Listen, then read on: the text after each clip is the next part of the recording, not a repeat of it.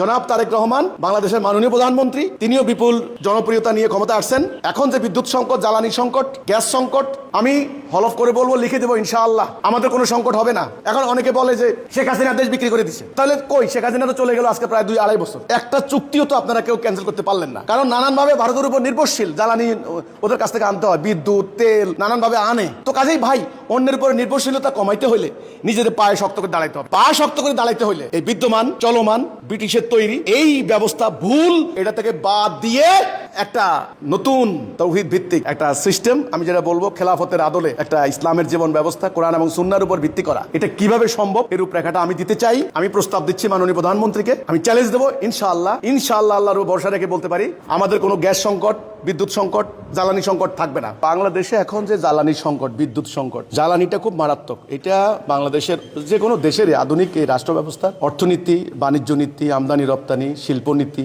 তারপরে কৃষি বিভাগ, আমি মনে করি শিক্ষা বিভাগ, আমি দেখলাম সবকিছুতে প্রায় জ্বালানির উপর নির্ভরশীল। জ্বালানি ক্রাইসিস হলে পরিবহন সংকট সৃষ্টি হবে, পরিবহন ক্রাইসিস হলে দেখা যায় পণ্যের দাম বাড়ে যায়, রপ্তানি উপরে প্রভাব পড়ে, উৎপাদন ব্যাহত হয়, মানুষ বেকার হয়ে যাচ্ছে, রপ্তানি বাণিজ্য স্তীমিত হয়ে যায়। তো এই যে ব্যাপারগুলো বিশাল একটা কানেক্টেড, রিলেটেড সবকিছু জ্বালানির উপর। এখন বাংলাদেশের জ্বালানি সংকট এটা কিভাবে দূর করা যায়? এখানে খালি তারেক জিয়ার বিরোধিতা করে তো হবে না, বাস্তবে আসতে হবে। সরকার বলছেন 3 মাসের ভিতরে আপনারা সলিউশন দেন। আমি জানি না বিরোধী দল কিভাবে দিবেন, এক একজন এক একভাবে প্রস্তাব দিচ্ছেন। গত সরকার যে সরকারের লোকদেরকে বিদ্যুৎ উৎপাদনের দায়িত্ব দিয়ে তারা যে লুটপাট করেছে নজিরবিহীন, একদিকে সরকার থেকে ক্যাপাসিটি চার্জও নিয়েছে, আরেকদিকে ব্যাংক থেকে লোনও নিয়েছে, দুই দিক থেকে তারা কিন্তু সুবিধা নিয়েছে, মানুষ কিন্তু আসলে পায়নি কিছুই। এখন সরকার হলো 50,000 কোটি টাকার মতো প্রায় ঋণ ওই যে বিদ্যুৎ উৎপাদন কেন্দ্রগুলোর কাছে।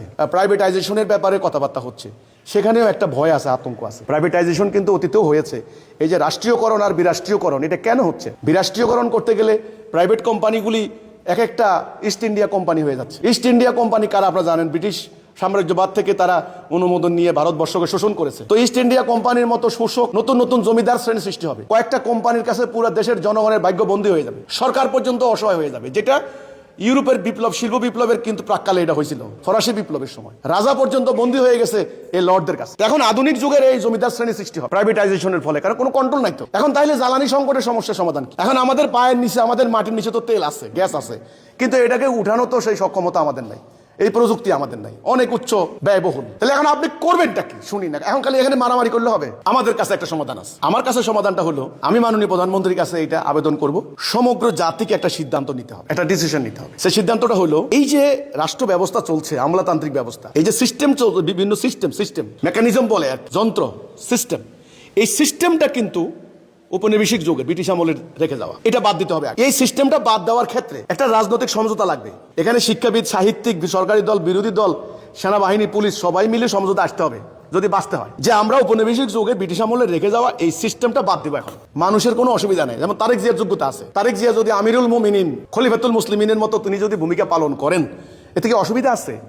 কেন? উনি তো একজন পুরুষ মানুষ, যোগ্যতা সম্পন্ন মানুষ, আল্লাহর প্রতি বিশ্বাস আছে, কোরআনের প্রতি বিশ্বাস আছে, তাই না? তো কাজে তারেক জিয়া যদি এখন মুসলিম জাতির আমিরুল মুমিনিন যেটা বলা হয়, ঠিক খেলাফতের যে আদর্শ, এটা যদি উনি ধারণ করেন, আমি তো কোনো সমস্যা মনে করি না। প্রবলেমটা কি? হযরত ওমর ইসলাম গ্রহণের আগে উনি কি ছিলেন সেটা ভিন্ন, ইসলাম আদর্শ নেওয়ার পর, নবীর সংস্পর্শে আসার পর হযরত ওমর হয়ে গেছেন মানব ইতিহাসের শ্রেষ্ঠতম শাসক।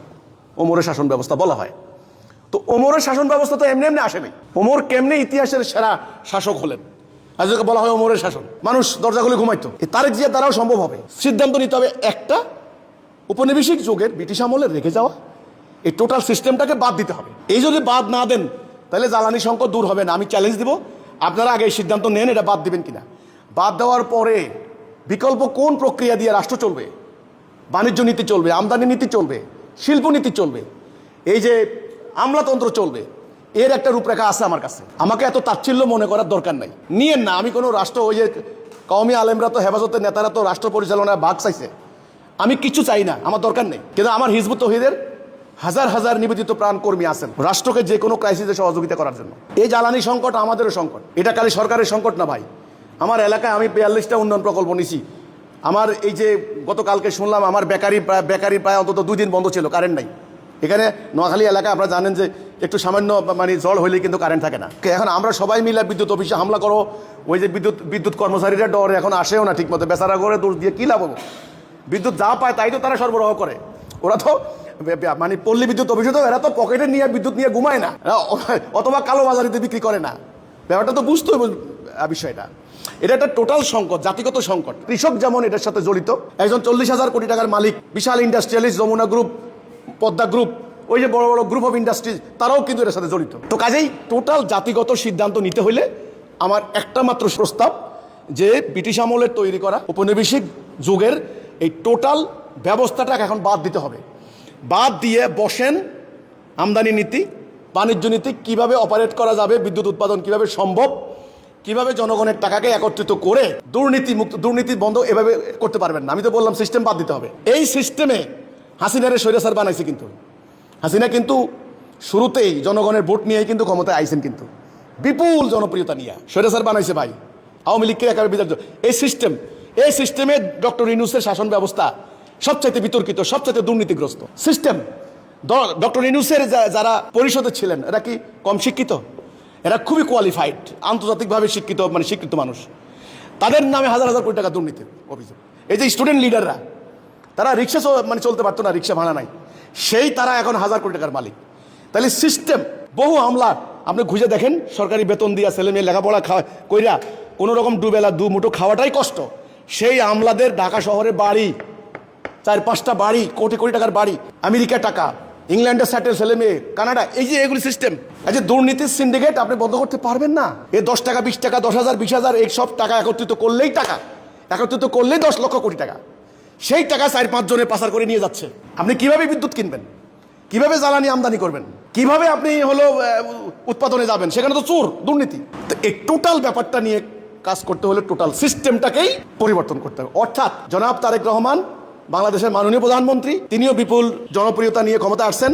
এখন যে বিদ্যুৎ সংকট, জ্বালানি সংকট, গ্যাস সংকট, আমি হলফ করে বলবো, লিখে দেবো ইনশাআল্লাহ, আমাদের কোনো সংকট হবে না। এখন অনেকে বলে যে শেখ হাসিনা দেশ বিক্রি করে দিছে, তাহলে কই, শেখ হাসিনা তো চলে গেল আজকে প্রায় 2-2.5 বছর। একটা চুক্তিও তো আপনারা কেউ ক্যান্সেল করতে পারলেন না, কারণ নানানভাবে ভারতের উপর নির্ভরশীল, জ্বালানি ওদের কাছ থেকে আনতে হয়, বিদ্যুৎ, তেল নানানভাবে আনে। তো কাজেই ভাই, অন্যের উপরে নির্ভরশীলতা কমাইতে হলে নিজেদের পায়ে শক্ত করে দাঁড়াইতে হবে।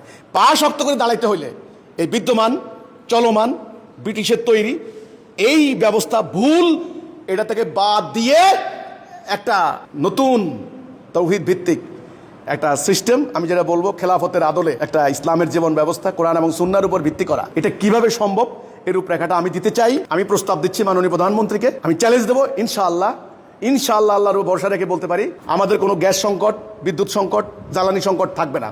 আমরা অন্যদেরকে দিতে পারবো। আরও আমাদের বাংলাদেশ কৃষি নির্ভর দেশ আমরা, অথচ এখন শোনা যাচ্ছে খাদ্য সংকট, খাদ্য আমদানি করতে হচ্ছে কোথায়? আমেরিকা থেকে। দুর্ভাগ্যজনক, দুঃখজনক। হ্যাঁ, আমাদের খাওয়ান্না লোক বেশি, খানেওয়ালি বেশি আমরা, ওকে, কিন্তু আমাদের মাটিও তো আল্লাহ দিয়েছেন সেরকম।